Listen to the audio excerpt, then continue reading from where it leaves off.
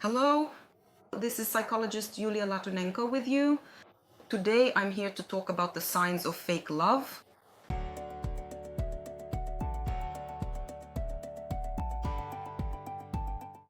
If you haven't subscribed to my channel yet and you're here for the first time, please subscribe. Click the subscribe button and don't forget to like this video, and also please be active in the comments. This is very important for promoting my channel. Let's start right away with the first sign of fake love. Love and relationships begin very quickly, very rapidly. People fall in love with each other in just a couple of days. There are tons of emotions and fantasies. Spectacular sex. You feel like you've known this person for many years already. Or maybe you met them in a past life. Or maybe you're even twins. Twin flames, as they say now in esoteric circles.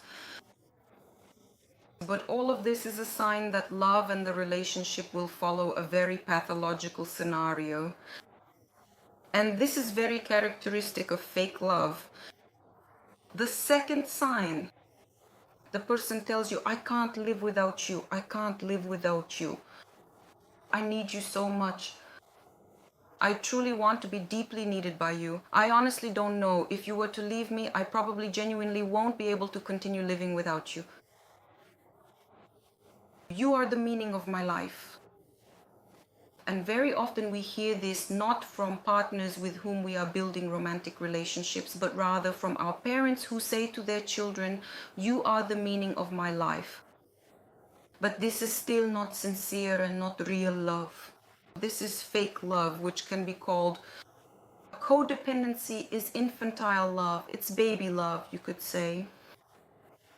Because only a child would perish without their mother. Only a child can feel that their life would end if their mother left them.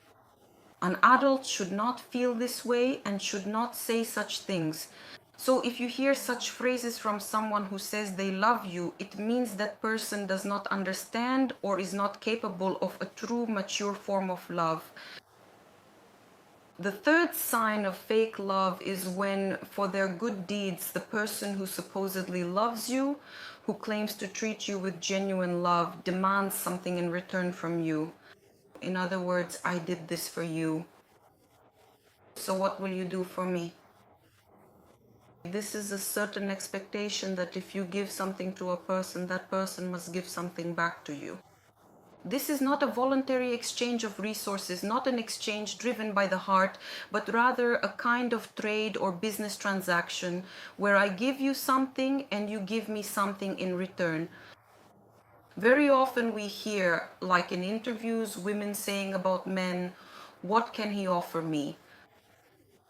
I already have an apartment, I have a car, so what else can you offer me? This kind of commercial attitude towards relationships is false love. Why am I bringing up this particular example? Because I recently watched an interview with a well-known singer in Ukraine, and that's exactly how she talked about it, saying, why do I need a man? For what? What is he supposed to give me? I already have everything. In other words, he has to give her even more. So this is still a commercial perspective, and it won't lead this person to anything good. And this is a sign of false love, or using your partner's resources. And here we smoothly move on to the fourth sign of false love. A person wants to use your resources to satisfy their own needs because they entered the relationship lacking certain resources. And the previous example clearly shows that I lack something that you are supposed to give me. And here, resources don't just mean material possessions or tangible assets. It could encompass financial resources, such as money or other monetary instruments. We are well aware that many couples, in fact, frequently build their relationships upon such commercial or transactional foundations. Someone earns more, someone else earns nothing at all and tries to cover their financial deficits at the expense of their partner. But deficits can include not only money, housing, or property, but also emotional resources when someone fulfills your needs. For example, the need not to feel lonely because there is a fear of loneliness A person who is not fulfilled, not whole, is afraid of being alone. Then they cling to their partner just to fill that void they have inside. This can be, for example, everyday household tasks that one partner does while the other partner does not do at all. They make no effort to help their partner with household chores. There are many such examples, but partners can agree that one partner is responsible for one part and the other partner is responsible for another part. But if in the process one partner is being exploited by the other, if at the same time, if one partner establishes their authority in some area and manipulates, then that is false love, because it is neither a partnership nor a mature form of love. It is best to enter into a relationship when you already have everything yourself. As that media personality said, you have a car, an apartment, money, everything, and you are not afraid of being alone.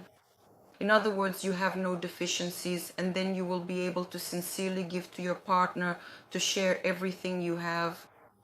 Ideally, your partner should also be just as whole and fulfilled. Then it's simply pleasant to give and receive. It's just a nice voluntary exchange of resources, mutual help and support. Giving is a form of love. Giving your resources to your partner. But that doesn't mean you should give when your partner is completely lacking, when they don't have these resources at all.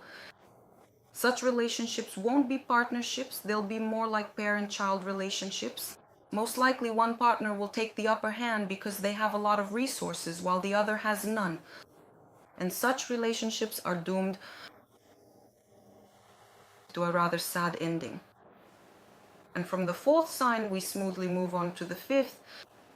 One of the partners treats the other condescendingly. That is, as I already mentioned in point 4, the partner takes on the role of either a manager, a boss, or a parental figure, like a mom or a dad. And such a partner will make all the decisions for you, will ignore your needs and your feelings. Basically, they will ignore your right to make your own decisions. In other words, these are vertical relationships which are false by their very nature. And even if the person in the superior position tells you they love you, that is false love.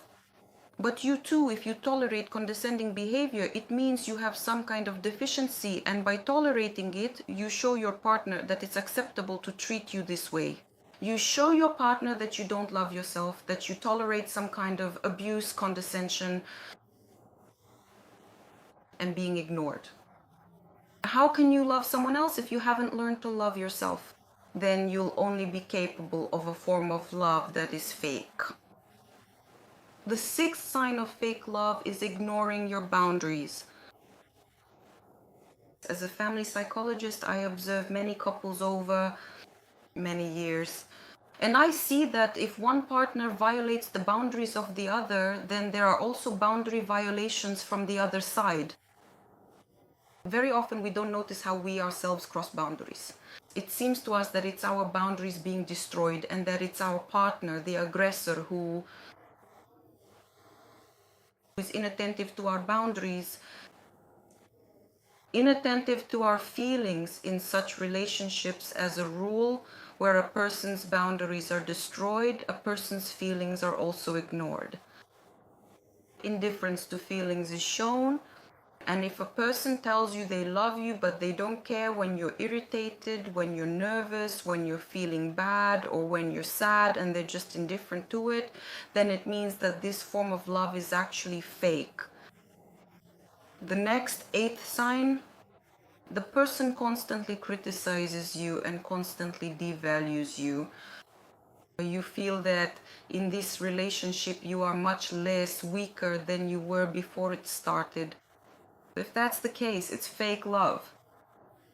Every day they say they love you. Ninth point. When you are in need of comprehensive support, whether it is physical assistance, material resources, emotional comfort, psychological understanding, or moral guidance and encouragement, your loved one is regrettably never truly there for you in those crucial moments. There is always something more important to them than you and your needs. Such a person leaves you at the most critical moment, even though they may tell you that they are the only one in your life who truly loves you. But no, that's fake love. 10th sign. This person periodically disappears and reappears without explaining anything after being gone. Especially at the beginning of a relationship, this really looks like very strange. And this is a critical sign that the relationship will follow a pathological scenario. So be careful if a person doesn't respond to you, disappears somewhere for several days and then reappears. That's how it will be for the years to come in your life together. This person will leave you and come back again without explaining anything, without apologizing. That's the kind of scenario it is. It's a narcissistic scenario, and probably many of you are quite familiar with it. It's very painful to endure these disappearances and reappearances. This is the way narcissistic people create attachment, by appearing and disappearing. Well, and the next sign is betrayal. Betrayal is very often people will say, well, I got completely drunk and then I cheated, or I got really, really angry and I ended up betraying him, or I honestly don't even know how it truly happened and I genuinely don't know what exactly was going on in my head at that particular moment. Well, there can be many explanations. A person truly doesn't want to lose their stable and meaningful relationship, and so they apologize sincerely to their partner. But when someone simply can't stop themselves and persistently keeps cheating, justifying their unacceptable actions with anything, be it alcohol, their uncontrollable anger, or perhaps something else entirely, that in essence is a profoundly false form of love. It's very immature and deeply irresponsible. And such a person still has a long way to go in working through their childhood traumas, because it is precisely immaturity and being trapped by childhood wounds that lead to infidelity. I believe that if a person is mature and if they see that the relationship has reached its logical conclusion, that the partners can no longer help each other grow, that nothing unites them anymore, that the relationship has simply run its course, I think the mature thing to do is to just talk about it and bring it to a close.